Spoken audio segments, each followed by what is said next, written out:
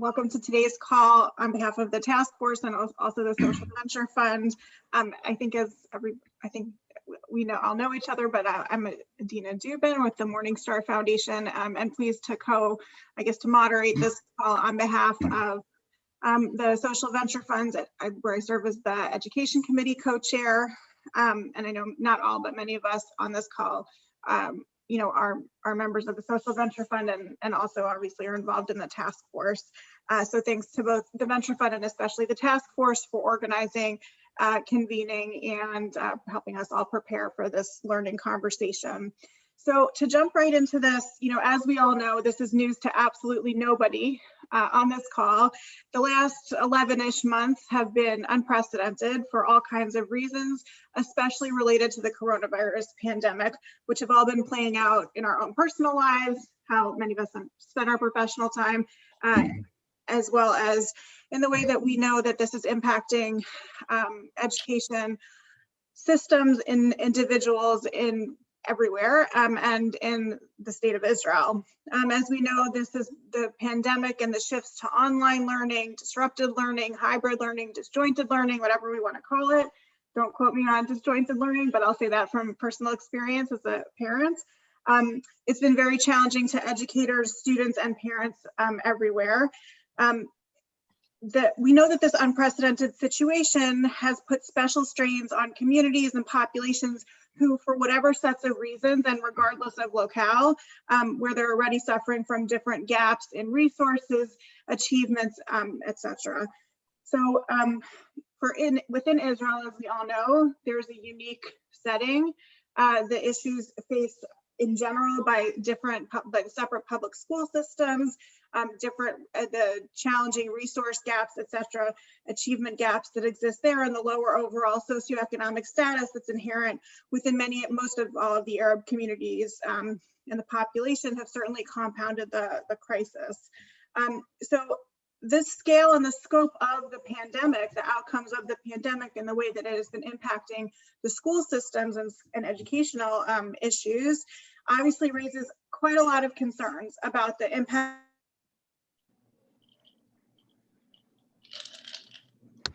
for an entire generation of the state of Israel and Arab society as a whole. And this is going to be something that is going to be of interest to all of us and we'll be feeling the impact for a long time. Today's discussion, which again, we're very grateful for the task force and the Venture Fund for allowing us to have, is a learning opportunity for us to hear from one of Israel's leading experts and advocates for education in Arab society, Israeli Arab society, Sharaf Hassan. He's going to be talking about the status of Arab education right now at this point in time, which is almost a year into this new reality. Sharaf will be giving us an overview of the existing gaps, the urgent needs that are faced over this time period, and also some recommendations and directions for what next steps, solutions, etc., interventions may be. Before Sharaf begins his presentation, Batya is going to be saying a few words about his work and introduction, and as well as the educational system right now at this moment in the state of Israel. Batya. Thank you, Adina, and welcome everybody. And I thank you, Sharaf, very much for being with us today. And I want to give a shout out to a special new guest to our group, Ahmed Muhanna, who is the new director of the Arab Funders Network. And we look forward to collaborating with you in the future. Welcome, Ahmed. Thank you, Batya. Thank you very much. So the Follow-up Committee on Arab Education, Sharaf is the chairperson of the Follow-up Committee on Arab Education, which has been for many years the advocacy voice in Arab society for the needs of the Arab education system. And Sharaf himself has a very extensive career in education, in sociology. He worked for many, many years as the director of, first as the director of education, human rights and Arab society at the Association for Civil Rights in Israel, and then as the director of the education department. And Sharaf holds a PhD from Tel Aviv University, am I correct? Yes. And I met Sharaf when he first came into the follow-up committee on Arab education, and I was truly impressed with his vision, his advocacy, and his commitment to raising the issues about the major gaps and issues within the Arab education system, and an organization that for many years has been around but hasn't really fully taken its place, had not fully taken its place in the broader field of people working in advocacy for education. And I believe that since Sharaf's entry as the chairperson, and most specifically in the last year, as the gaps in the existing gaps in the Arab education system, which have been multiplied many times over because of the coronavirus and the pandemic, I think that the committee is an organization which is poised to really take off right now. And I think that it's an important voice for those of us in the venture fund and for other people who are in the philanthropic community to have on their radar. So with that, I'd like to just send it back to Adina and let's get going. Great, thank you. So just a few pieces of housekeeping. First, the presentation by Dr. Hassan will be approximately 20 minutes. Afterwards, we'll have about 40 minutes, 35 minutes for discussion. I know we're slated to go for and during this time, if you want to put a question in the parking lot or to just use the chat feature on Zoom, please do so. I know we're all Zoom pros at this point in time. You can send it to Lee Roan, Erica, and Elon, the task force staff, or one of them. Oh, I should say that we're actually short-staffed. Yeah, so Lee Roan, please send it to Lee Roan, and she will be helping to moderate this. Try. I'm sorry. I'll try. I'll do my best. Okay, so we're all in this together. You can send it to me also. And with that, Dr. Hassan, the floor is yours. Thank you. Okay. Thank you very much, Batia, for introducing me. Thank you, Adina, and thank you, Liron. Hello, everyone. Thank you so much for the invitation and for your interest in the education in the Arab-Palestinian minority in Israel. My father, may he rest in peace, has always told me when I was a child that you have to get educated. He was displaced from his village in 1948 when he was 10 years old, and he lived with his family in poor conditions in Tamra in the Galilee. My family had to start everything from scratch, and he could not pursue his elementary school studies back at that time. He would always tell us that he was ready to do anything so we, my siblings and I, can get educated, even on the expense of selling his own clothes. The only result we had after 1948 was education. Education in my family was not only our own main solution to have a decent living and a high social status in life. Rather, it was, and it still is, the only one solution for all Arab Palestinian minority in Israel. Nowadays, education incredibly grabs Arabs' attention, mainly parents, that said it is not a coincidence that in 1984, the heads of local Arab councils initiated the first follow-up committee in Israel that promotes education in the Arab community and aims to achieve equal rights for Arab students. And it is a great privilege to say that I am the chairperson of this committee. The added value of this committee is that it is both a representative body for educational issues of the Arab minority and a professional body. Our vision in this committee includes setting up the agenda, raising different issues such as the gaps in the education system, convincing government bodies to act, and building up capacities. Besides, this committee has a great record in establishing broad networks with NGOs, politicians, in particular Arab Knesset members, local councils, and so on. Now, let's look at some data and examples. The number of Arab students is 560,000, a quarter of the total number of students in Israel. A two-thirds of these students live under the poverty. I want to interrupt 1 second because we should share the PowerPoint presentation. I don't think it has been shared yet. So let me pull it up. The PowerPoint presentation.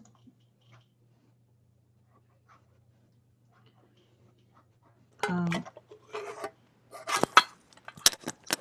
we go. I don't know if I can share the screen. Okay, I continue and say that. The number of the Arab students is 560,000, a quarter of the total number of students in Israel. A two-thirds of these students live under the poverty line and have difficult socioeconomic conditions. Arab students have little access to the resources compared with students from the Jewish community. This has led to widening the gap on an incredible level, especially among those who are born into a low socioeconomic family background. Take, for example, the way the government funds students from both communities. An Arab high school student who comes from a low socioeconomic background receives about 20,000 shekel, nearly $6,000, whereas a Jewish students who belong to the same socioeconomic bracket receives about 42,000 shekel, nearly $13,000. In addition to this gap, Arab students receive a smaller budget from the local councils, as we can see in the presentation. Add to that the fact that half of the Arab families live under the poverty line, and you will start to see the big picture. These gaps are manifested in the lack of school and physical as well as technological infrastructures. Numbers from the Center Bureau of Statistics show that there is a shortage of approximately 140,000 study hours in Arab education. There are about 4,500 missing classrooms. Hundreds of classrooms, especially in the Negev, are portable. Some of these buildings are not equipped with to house water or electricity. In the past year, our committee has had to go to court to force the government to connect a school in the Negev to water. Water tanks are still used in this area to this day. The constant indifference toward Arab students is further proven during local and international testing. The gap difference in the PISA test is about 140 points. This is estimated as 3 to 4 years of schooling between a Jewish child and an Arab child. As we can see in the presentation, education in the Arab community is of the lowest level according to the PISA test ranking. On the other hand, the education in Jewish communities is much better, in particular in the assessment of the native language skills. Out of the 77 countries participating in PISA, the students in the Jewish community were ranking in the 10th place, while the Arabs were in the 73rd. Now, I will discuss the impact of Corona crisis on education in the Arab community. Since the beginning of this crisis, the government has not taken into account the needs of the Arab community. For example, in the first few months of Corona crisis, this was reflected in ignoring the usage of awareness campaigns, either written or published in Arabic for the Arab community. there was a public, a legal, and parliament pressure toward the government for creating awareness content and also in testing sites for COVID-19 in the Arab communities. Managing the crisis was mainly based on the needs of the Jewish community. All of this has contributed to widening the mistrust between Arabs and the government. As for education, since the crisis started, the government has decided to close schools and hold distance learning classes, but it did not take into consideration the lack of readiness of the Arab community, nor has it established an appropriate plan for the needs of the Arab community in the light of the existing issues. The interesting point is that the Ministry of Education has even ignored the reports provided to it by the Arab community.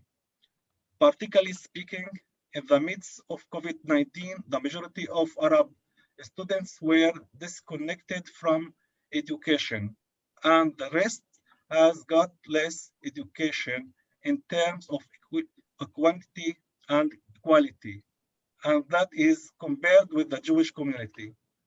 This stems from not taking the needed measurements and preparations for schools during crisis and distance learning. A large number of Arab schools don't have computer rooms or internet connections.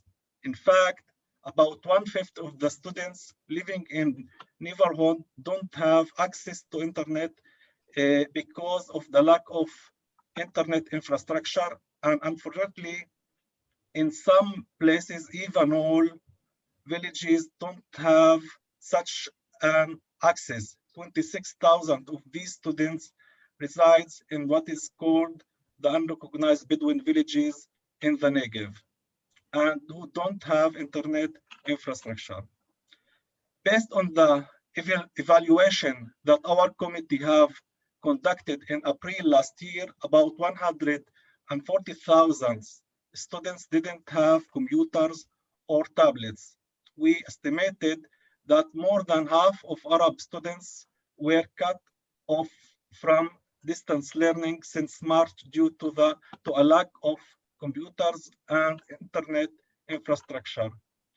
The budget dedicated by the government and by other organizations and philanthropic funds will help around 40% of students that don't have technological access. And still, there is no drastic solution for the infrastructure and for supplying strong Wi-Fi connection in the Arab community, which is lacking without it.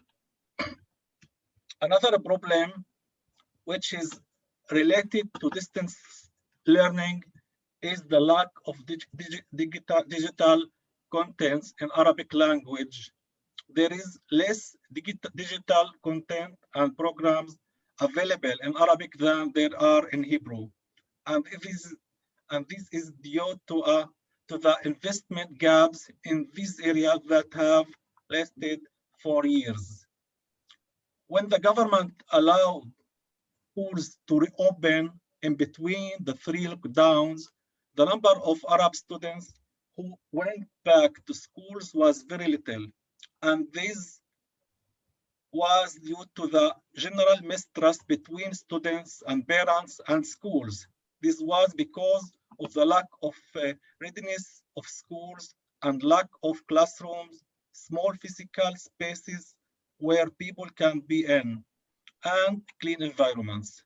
In the Negev, the situation is more difficult, especially in the unrecognized villages where students are sent to other locations to get their educations.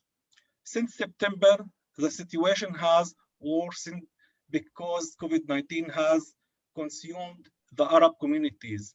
And since then, the stats are worrying something that have led more schools in the Arab community to remain closed. Sadly, this crisis will have a huge negative impact that will last for years to come.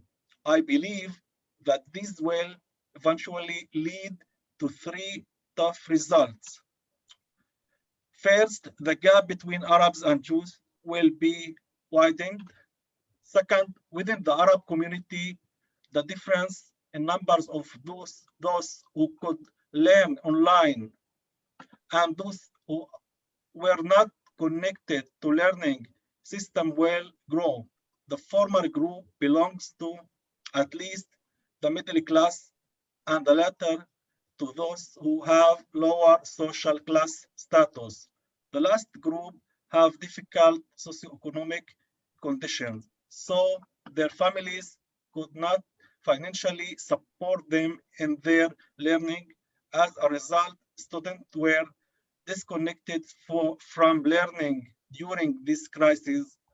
What is more problematic than this now is that families cannot help their children in compensating them with what they have lost.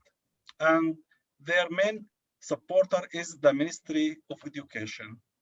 Third, this crisis will increase the percentage of salient and hidden dropouts. This will sadly increase the violence and crime in the Arab community. Now, I will speak about solutions, suggestions, and recommendations. One of the positive aspects of this crisis is that it has shown the problems of the education in the Arab communities, which might create an opportunity to discuss future solutions. This reality is clearly very challenging. So in terms of strategies, we aim to cope with these issues by synchronizing two main strategies, that is in parallel to one another.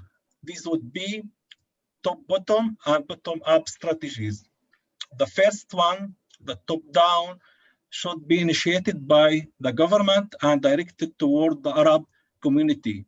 That obviously could be done by advocacy and holding pressure on the government. On the other hand, the bottom-up strategy should be initiated by community members and educators. These individuals should be provided with systematic support and acknowledging by the government. As for solutions, first, I see the importance of supporting and developing the work of local councils, especially the education department. Moreover, it is important to build up a civil Arab society which can be active in the education field. Such a society can lead projects for supporting teachers, parents committees, and integrating all of the activists in the educational field. Solution can be best planned by having two main types, short-term and long-term solutions. Let us first examine the short-term solutions. The crisis has not ended yet. Therefore, we should continue on working on satisfying the needs of schools that don't have computers, developing digital content and programs in Arabic language, investing in promoting teachers' educational skills and abilities. This will have big benefits, and certainly it is an excellent investment which will have a positive impact in the future. The losses of students were huge. Therefore, mapping for losses should be done. Creating a comprehensive plan for compensating students and reducing the impact of crises in the future, prioritizing the students who belong to a lower social status. If students are not compensated, in particular in the elementary schools, then the damage on these children will increase in the future. The crisis has had a big psychological and a social impact. There are worrying stats showing the increase in violence in the community and in families. There is a need for supporting and increasing the psychological services in the Arab community, as this community suffers from the lack of psychologists as it is. Supporting initiatives by Arab citizens and organizations from across the country, such as support for the purchase of computers, educators who offered free classes, psychologists who provided emotional support, and more. As for long-term solutions, one, a comprehensive governmental plan is needed for improving education in the Arab community, for closing gaps so we can achieve equal rights between Arab and Jewish students. Two, also there is a need for acknowledging the distinct status of the Palestinian Arab community, its needs, and creating curricula adapted for the Arab community. Three, there is an urgent need to invest in physical places such as classrooms and youth schools.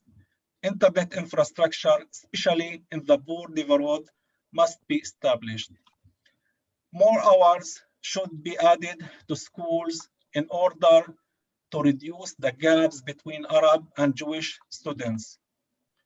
There should be an investment in Arab educational leadership that can be responsible for and capable of leading a positive and an effective change in the education system in the Arab community, more specifically in schools, local councils, and in the society as well. This could include Arab researchers, educators, academics, etc. There is a critical role for teachers to be highly qualified and trained well in order to deal with the complexity of the curriculum. If none of these happens, students might feel disconnected from their education, which gradually leads them to be disinterested and eventually might end up with low matriculation grades and having matriculation certificates or even dropping out of schools.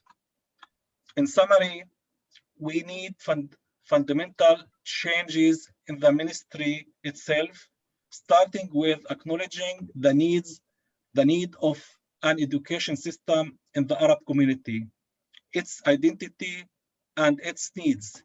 In addition, the ministry should give a special status for the education system running in the Arab community.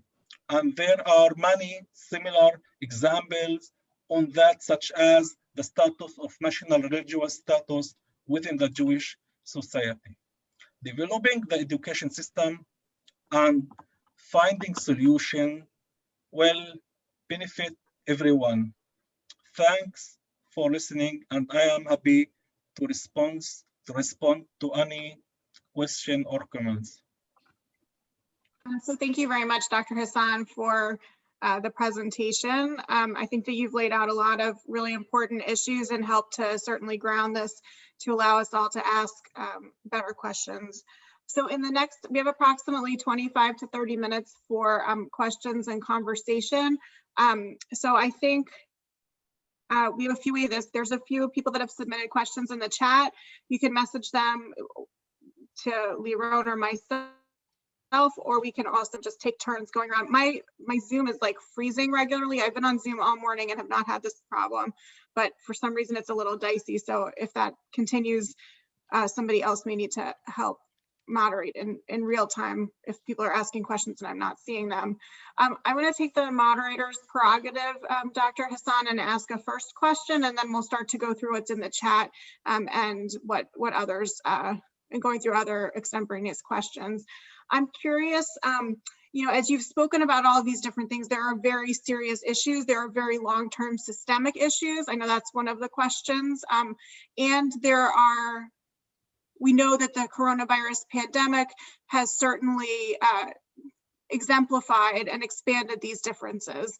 I'm curious, you know, so all of us here are sitting in different places. We all know that responses within education systems everywhere are a little bit different. Can you help us to understand what we know right now about what the response for either the rest of this year or in terms of planning for the next school year is in Israel? And for the Israeli Arab population, is the plan for students to return to school? Are they currently in schools? Can you just give us a little bit of a baseline about where things are right now, or to know if there's not a plan for that? And also where the other theme that I'm hearing in what you're saying has to do with the kind of differences and divide between the national education kind of system and the power of local municipalities. Can you just help us to understand if there are layers of that come into it also? Like, are these decisions about what to do for students and teachers being made primarily at local municipality levels and those superintendent education kind of levels, or more broadly? But where are we? Where do we think this is going? Like, are students in classrooms now? Are they coming back in the fall? Has Israel or the Israeli Arab school systems made commitments one way or another at this point?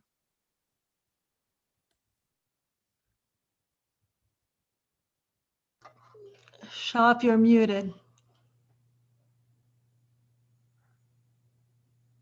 Okay. What's happening now is that the school, there is no school now. The pupils learn from their homes. It's a distance learning because there is a lockdown in Israel now, and it's continue. It's a problematic situation because also it's the pandemic. It's very dangerous now in Israel, and I think when we when we speaking about lockdown and distance learning, in reality, about half of the students, the Arab students, they don't learn, and this situation is continue along months from March to now. It means that the losses of the educational losses of these students, these pupils, it's very huge, especially the poor students. I mentioned in my presentation that 2/3 of the Arab students are under the poverty line. It's behind the poverty line. It's until now there is no governmental plan to deal with the situation. Unfortunately, it's the very bad situation in Israel because also there is an election after in March, and I think that maybe will be change in the Minister of the Education, and this instability in political in the Ministry of Education is very difficult to the education system because there's no plan to deal with the main problem. Because all of the problem, I think, of the education in the Arab society, it's not new. What happens in the coronavirus, these problems or these challenges become wider, or the effect of this crisis was very big in this situation. But it's not what I said about the discrimination, about the gaps. It's not new. Maybe in these time, this gap will be more wide, but not new. And there is a need for a serious plan to deal with these challenging. Until now, there is no, unfortunately, there is no speaking, there is no talking in the government about how to compensate the students, Arabs or Jewish. They don't talk about the future seriously in the government. Maybe they talk about the few months until March, but not after that.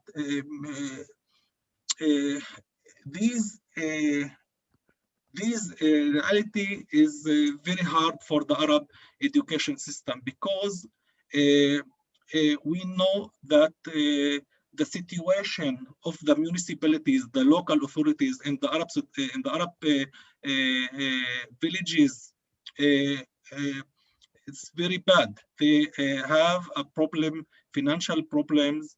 They don't have the abilities like Jewish municipality, for example, like Tel Aviv or another big cities, that they have independent income. They don't live just because the governmental budget, and they can plan a lot of local plans to deal with the local problems of the education in the Jewish cities. But this situation, because the weakness of the Arab municipalities, local authorities, it's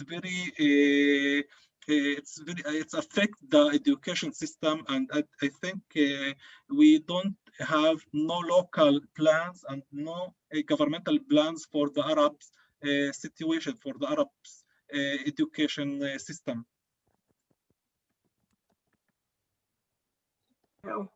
I've had a few direct questions related to the role of the follow-up committee in particular, and if there's a need for research or philanthropic dollars to support activities in an ideal world of what you all are doing. Help us to understand, as I said, there's been a few questions about this to me directly about how your committee fits into this work and the potential solutions. Mm-hmm. Yes, our committee is very involved in what happened in the education field. I think we need to serious mapping to map the losses of this crisis. Details and information and mapping will help us in advocacy. For example, in the beginning of this crisis, the follow-up committee lead a serious mapping of the lack of computers in the education system. And this information was very, very important for the advocacy activities. And I think this information contribute to change the policy, because until August, the Ministry of Education, they said that there is no difference between Arabs and Jewish society in distance learning. They don't have any plan for computers. But after we implement our mapping, and after we receive details from the schools and from the local authorities about the lack of computers and the situation of the infrastructure of internet in our community, I think it helped us in the advocacy. I think also it helped us to change the policy of the Ministry of Education, because after in August, the Ministry of Education changed their policy. They decide about the budget to computers in all the society, not just in the Arab society, in Jewish and Arab society. And after that, I think it's this budget will improve the situation. It's not this budget doesn't solve all the problem, but it's improve the situation in the infrastructure and the computers. I think also there are a big problem in the content in the Arabic language. It's a big story. Most of the material, digital material are in Hebrew and another language. There is a lack of Arab content in the Arabic language in digital content, and I think it's very important to work in this field. I think our role as a follow-up committee to lead this struggle to change the situation, to lead the advocacy in this time. Also, because we are the representative body of the Arab minority in the education field, we can work and act to build a coalition and build a network that can work together in this time to change the policy. Also, to change a policy, also to cooperate between, build a cooperation between the NGOs, the Arab NGOs, and all of the NGOs in Israel that work in the education field and in the rights of the Arab minority in Israel.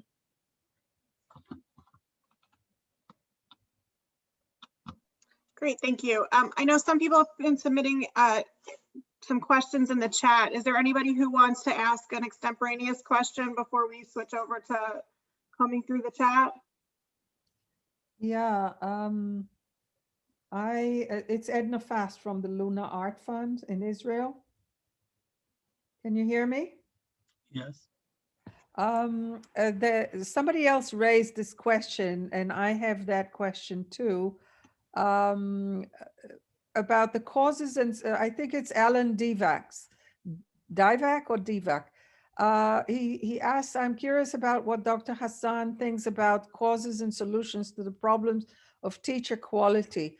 And my question with regards to that issue is whether the larger number of teachers being trained in the West Bank, especially in Anajach, in Shechem, creates a gap in terms of the standard of training, teacher training in the Bedouin society especially, but in the larger Arab population in general. Is that a problem that you've identified, and is there any way to avoid most of the Bedouin teachers being trained and taking their graduate degrees in the West Bank? I think that it's not the main problem in the teacher in Israel. I think the main problem is that the country, when the country think about emergency period, they don't think about pandemic, they think about military situation, and they didn't prepare the Arab community to be ready to the crisis like the pandemic, like the situation that we are facing now. The number of the teachers that learn in the West Bank, I think it's little, it's not a big number. Even in the Negev, it's not it's a small number. But the problem that our schools before this crisis, they don't integrate the technological and computers in the education system, because there is no computers room in the schools, or there is no enough computers room in the school. especially in the Negev. When we talk about the education in the Negev, we talk about the very bad situation. Sometimes schools without water, without electricity.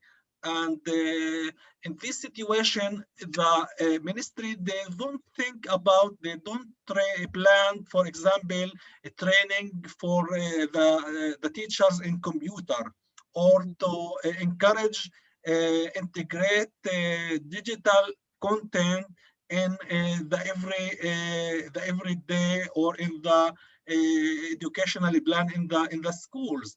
And after that, this crisis began, and these schools, they have no idea how to use the technological and digital content and programs in education. Even they don't have also they know that the reality of the students in the Negev, it's very hard, because about half of the students in the Negev, they live in unrecognized villages or in neighborhoods that they don't have internet infrastructure for internet or even electricity sometimes. In this situation, they don't think about training for teachers in computers and how to use the digital content, or how to build digital content in Arabic and to integrate these programs in the schools. So the problem in the Negev especially is very bad, the situation there. But it's not also in the Negev, it's even in all the Arab villages in the country, because in all the Arab villages or cities, there is a neighborhood without infrastructure. There is a poor family that they don't have computers, or even they have one computer, they have 3 or 4 children, and there's a problem for them. Then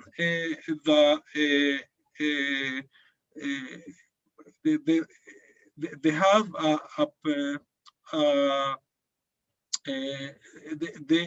the price of these crises is very hard for the Arab community, especially for the families or for the pupils that belong to the poor families. I see. Okay, thank you.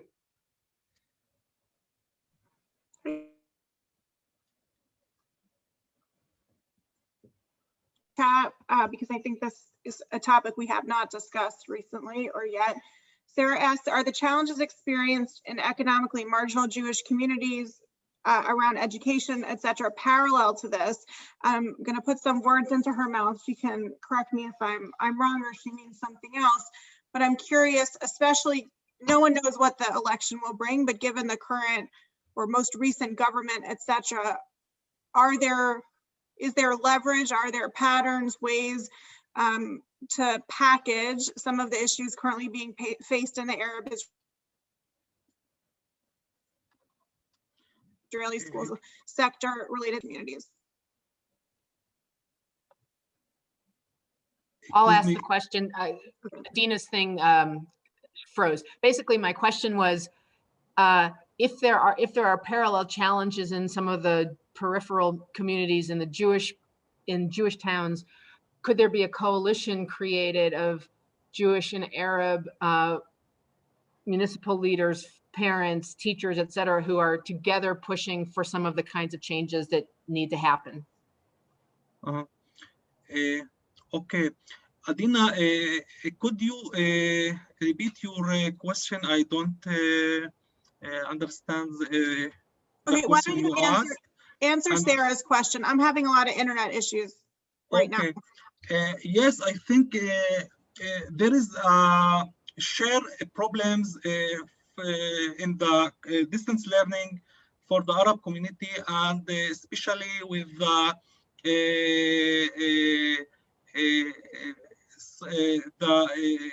in the Jewish community, with the poor families, with the socio-economic classes, the low socio-economic classes in the Jewish community. And our committee with some NGOs that work in the Jewish community, especially with these groups. We lead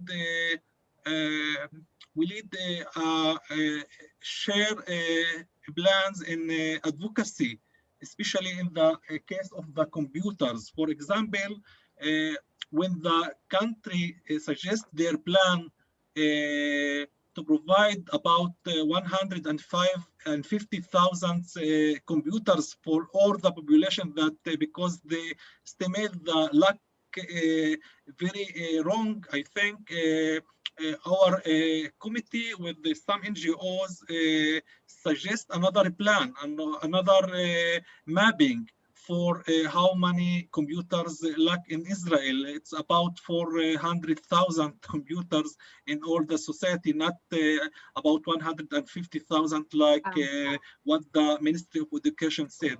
I think cooperation like this is very important, and in these crises, I think we will work to strong this, to build this cooperation more, to be more stronger in the future. Interesting.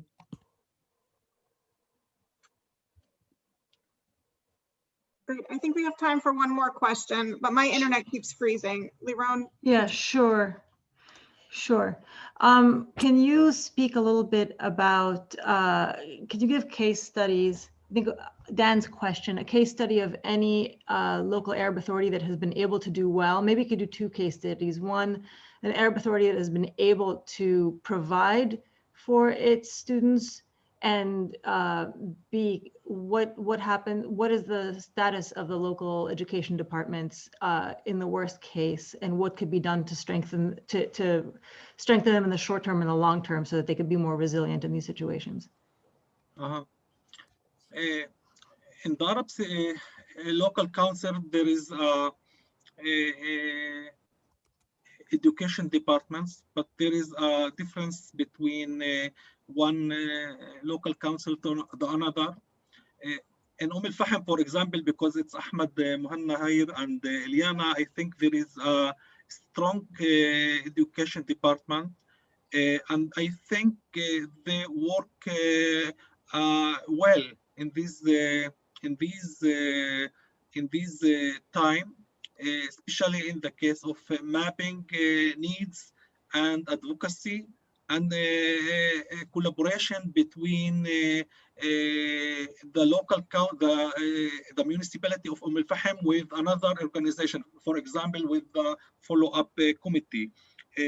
Some of our information, our data about the lacks of information we receive from a strong department like Al-Fahim and Tamra and another villages. But the problem is there, the most of these departments are very weak. Is sometimes even non-professional, not enough professional, and is a small units in the municipalities. And I think some of these, if you speak about cases, some of these units lead organizing volunteers so well.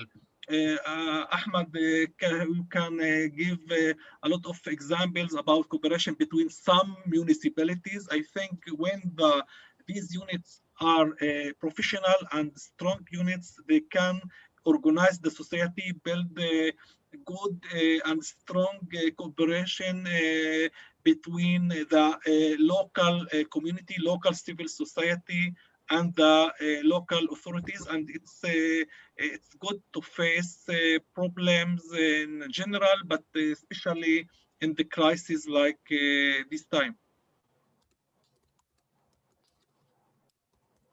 Thank you. If we have time for one more question, can you talk about bilingual schools or the unintentionally mixed schools, and how they, Allison has a question. Do you know whether there is data on the bilingual schools regarding gaps or lack of gaps in academic achievement of Arab students and Jewish students? So it's a scaffolded question. One, regardless of COVID, are the achievements of Jewish and Arab students in bilingual schools? Do you have data about that? And B, do you see the differences among Jews and Arabs in the bilingual schools over COVID as well? Do you have insight into the bilingual schools? I don't have now enough information about this case, but in general, I can say that we are talking about a small number of students in these schools. Some of these, I don't want to speak now. Maybe in the future, I don't have enough information to serious conversation about these things. And in closing, I would like to just invite you to say a little bit about the plans that the follow-up committee has. You're chairing this committee, you're giving it a new face and a new horizon.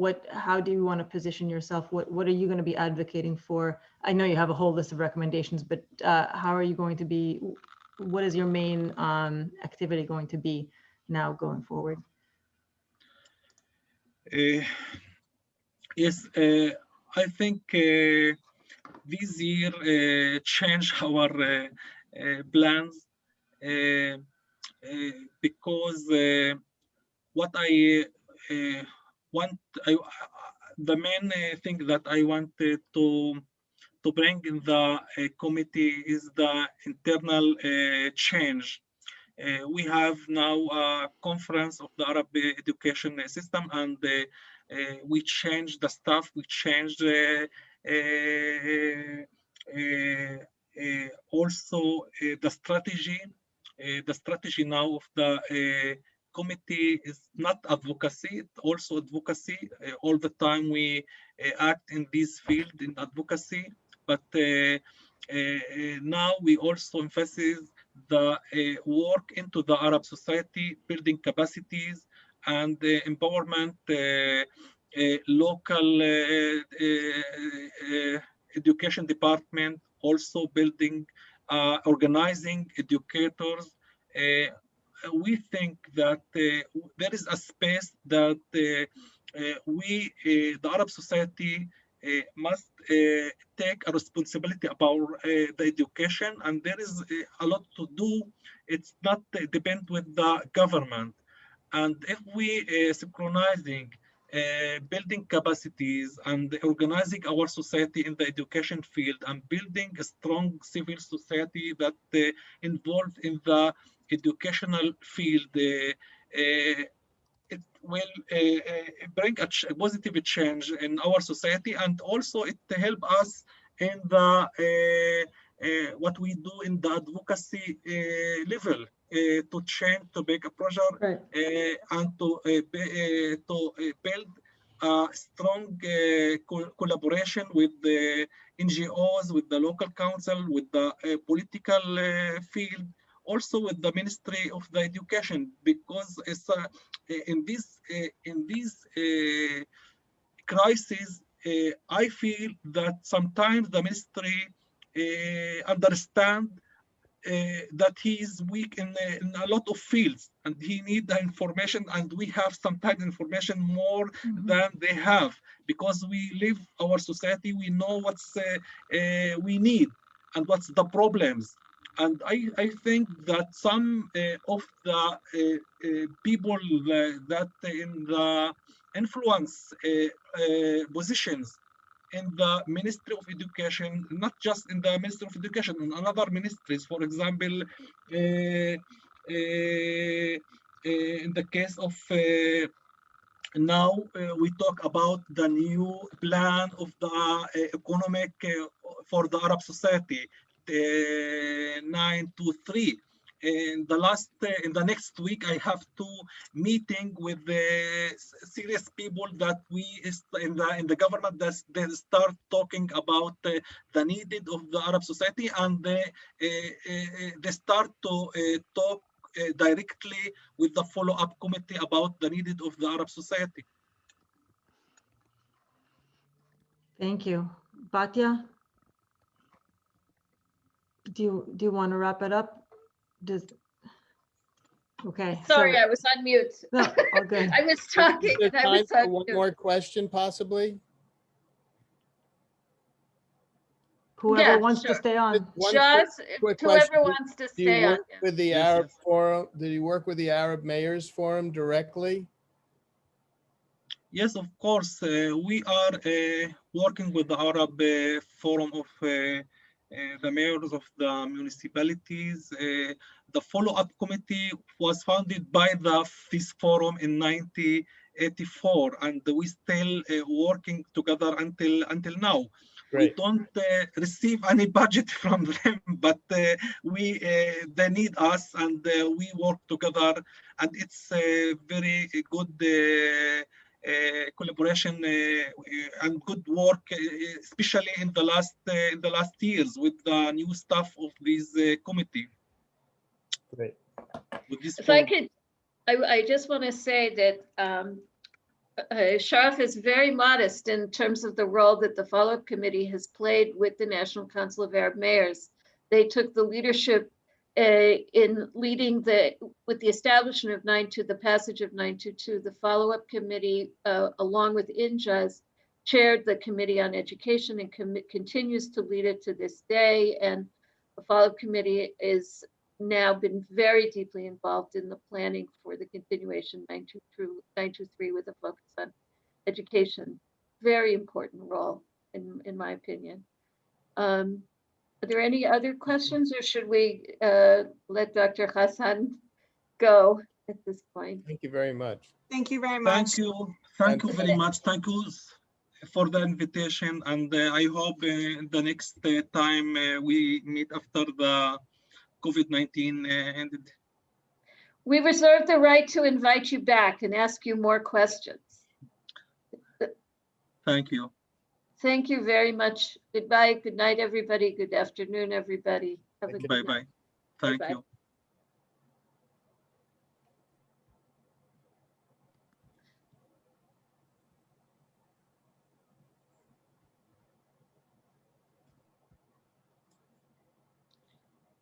That was good. That was very good.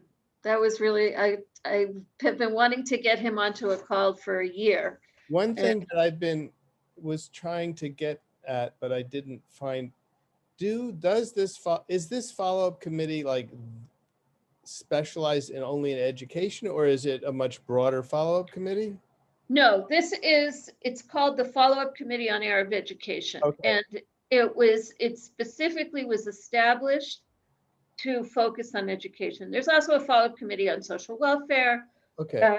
And there's a few of them. And he did say something that was a little tongue-in-cheek, but was I thought that we don't get a budget from the Arab. That was tongue-in-cheek. That was very tongue-in-cheek. But my question that I asked Adina in the chat, but she didn't get it across, in my opinion, was, do they need money? And is there research they need? You know, it's just like the Mayor's Forum does certain types of research that they feel the government doesn't really have a good handle on, and their data is weak or doesn't really paint the full picture.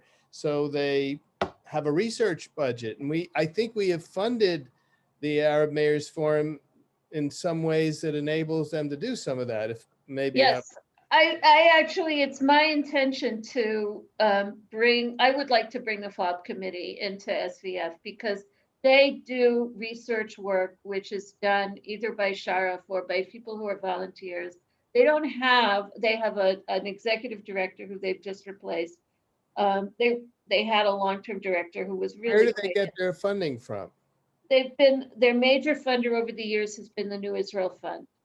And then with occasional funding from European governments here and there, but it sounds like they could use some funding. Would this come through the Arab Mayors Forum and be? No, they have their own NGO. We can fund them directly, which I would like to do, actually. I mean, I really would very much like to. I think I wasn't sure that came through, because I think people think that this is a government committee. Really? Yes. Right, Bay. All right, so we'll I'll tell you, clarify if that. you look at this chat, I don't know if it's still there. I wrote to Dina, I'm wondering if it functions like the Forum of Arab Mayors in that it needs to fund research into issues that it uses to convince the government to act. The answer is yes. And she wrote, we'll